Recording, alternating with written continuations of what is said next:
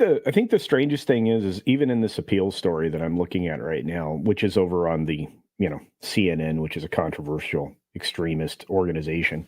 That story is even kind of reporting the fact that the control of the Disney, the outlying area, the Reedy Creek at the time, was a municipality that Disney controlled. They never should have been in control of that. If they're actually stating that is a matter of course, then and they're not challenging it and saying that they never should have had that right. I think the news media is complicit in this. That's just my opinion, but they did file. You were correct. They did file yesterday. I think the news. There's got to be a point where, okay. So think about it this way: 2024 should be the biggest year for the news media you've ever seen, and by all accounts, there's going to be more news this year. Some of it probably not good. Some of it good. Who knows? But we're watching an annihilation of journalists throughout the industry, waves of layoffs in a year when it should be the pump is primed for success if you're a journalist. So already they have decimated, untruthfulness has decimated the journalism industry. Yeah. And, the news is continuing to do what they have done, which is solidified their failure. I don't think they're going to turn themselves around. In fact, I think this is driving the success of YouTube. Content creators such as ourselves, journalists such as ourselves, it's driving all of this. The independent voices now are ruling the day when it comes to where people have to go to find the news. It took, how long did it take us as a society to wake up to this and transition out of those patterns that we've had of going to the New York Times and going to ABC and going to, all these other places, the Wall Street Journal. What's that script? 25 years, it seems to have been. Yeah, it took about 25 years, but I think we're there. I think the average person now knows they cannot trust the news. Let's assess that when we get to November or something. Well, but it's very truthful. I mean, my entire coverage for the last week or a couple weeks, and maybe even the entirety of my channel going back 4 years, has been pointing out every reason not to trust the mainstream media and the fact that it was slowly collapsing. Well, right now it's quickly collapsing. Entire news organizations are going out of business, including The Messenger, which somehow spent $50 million in less than a year. So. Newsflash, the news has always been corrupt and ran by only 2 or 3 people anyway. Like, this has been the thing since the beginning of time, all the way back to Hearst and beyond, right? Like, that's nothing new. Well, the big Hearst difference we have, that's the problem. Yeah, well, I was just going to say, the big difference now what we have is we have a glut, right? Ever since CNN started the 24-hour news cycle, we have had nothing but endless news regulations outlets. Relaxed so that they could advertise more money during the news hour itself, because before that was not supposed to be ad driven. It was prohibited, and for the very reasons that we're facing right now, which is that if you have ad driven news, you're just going to talk about news that drives people to watch your show so that you get higher revenue on your ads. And that's what changed everything. And that happened most prominently throughout the late 80s, early 90s, especially with the Gulf War and CNN's. Like, to your point, Tom, the 24-hour news cycle.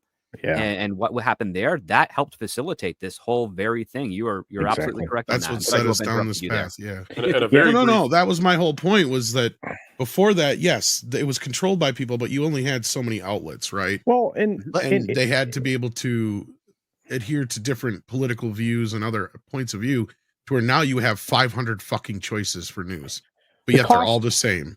The cost of the airwaves, and Tom, you know this because you have a license, or you did. The cost of the airwaves, and Paul probably knows this as well, was that of the entire news day, 24 hours of the entire day, the cost of those airwaves that are owned by the public, according to the federal government, was that they provide stories in the public interest for a certain amount of time. I think it originally started out for 30 minutes. That in order to have the control, ABC, NBC, CBS, in order for them to control those airwaves, they had to give away as a public service that time. The minute they started to allow for commercials for that time, the news was going to be compromised because it became a profit center. And let's now go to Wolf, who's at the hole in the ground where the boy has been trapped for the last 24 hours. Wolf, what's the update? Well, he's still in the ditch. We're trying to get him out. We are going to be covering this for the next 7 days for at least. We're sending him sandwiches back to the studio. Ratings are going down, Tom. We're hearing that a goat may wander into the hole any moment. If he has pajamas on, that might help ratings. Oh, Hey, brief We're lowering history a camera though, in to have his account of how he fell in here. Yeah, that's right. Brief history on this though is I think the danger happened in that, at least in the United States, early on there were newspapers in every city, and they were owned by the wealthy in those cities, and so they would compete against each other, and so you would have one newspaper that was in favor of one sort of ideology, and another newspaper that was yada yada yada. You get the idea. Now, what happened was that when you went to television, the cost of entry is so high that there were so few stations, and then those stations were all owned. Well, and the big news outlets were all owned essentially by corporate entities that had shared interests, and so then that caused the news to always be, or at least very, very, very nearly always in favor of the corporations. And so that's where we have been. And they haven't quite figured out how to squelch us on the internet yet, but I give them a few years. They'll figure it out. Well, radio was killed by Bill Clinton. He was the one who enacted the bill that allowed for the conglomeration of radio stations. So rather than individual radio stations, managed by owners, who is it that was iHeartRadio prior to iHeart? Who is it? What were they named? They were not as nice a name. You should remember this culture. It wasn't Gannett. It was one of no. It was something like that. And you had Sinclair, and you had everybody else who are now allowed to buy up stations and create a very powerful brand and a voice. Before, and it's killed music. It's one of the things. Now you had one or two A&R people who bought all the music for all the stations in the United States, as opposed to A&R people actually having to go to the ma and pa stations in every single city, every single state, and trying to convince them to play their record. It was more difficult, but on the other hand, that's where we got all our good music from, because individual stations could decide, what they liked and what they didn't like. So I can't remember who was iHeartRadio before. What was their name? Yeah, I know. What was it? Cumulus owns a bunch of them now. Cumulus, Comcast. I'll know the name once I hear it too. That's they acquired like everybody. Paul is right. This is the fault of Bill Clinton. Clear Channel. And it also killed the bastards. Like, they completely fucked everything up, and this is why over time, we've got this slop for music.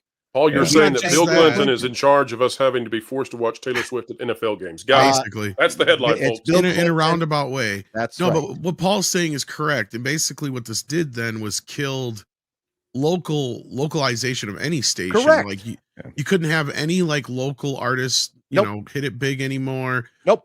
This is also why when you flip on most stations, like if you have like a couple of different like rock stations or classic rock stations within your listening distance, they're playing the same goddamn thing because they're all coming off the same satellite. Correct. It's all the same shit. Yeah. Well, and this is also why that erroneously this clip gets shared, where that news media organization basically has a script prepared for everything they control, where they repeat the same story, right? I don't remember what the clip was. A danger to our democracy. A danger. Well, and that's what I was.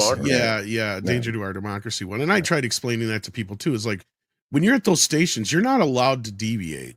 You get sent and you just rip and pull, which is basically you take that and you read it as is. You cannot change it. You can't do anything to it. And that's kind of the rules you're under. Well, so not just that, but you've got DJs who are DJing several stations at the same time out of their home. Well, and that's what I was saying now with the satellite thing. It used to be more localized to where, throughout the day, at least up through, it used to be 24 hours, then they quit about midnight, then they'd flip over to a satellite feed. Then it started about 5-6 o'clock in the evening, they flip over to that satellite feed. Now it's the entire fucking day. Like the morning show you hear is the same morning show they're hearing in LA, same morning show they're hearing in New York, so on and so forth. It is all just conglomerized into. And so why are people in mass watching Paul Chato do a comedy skit on an 80-inch TV? Exactly. Because YouTube is democratized. Correct. Because democratizing wins, and I don't know when they'll squelch it out and we'll go to a different platform, but that's the way it works. That's the carousel. This clip was taken from Midnight's Edge in the Morning, which streams live every Monday, Wednesday and Friday at 9 AM Pacific Time on the Midnight's Edge main channel.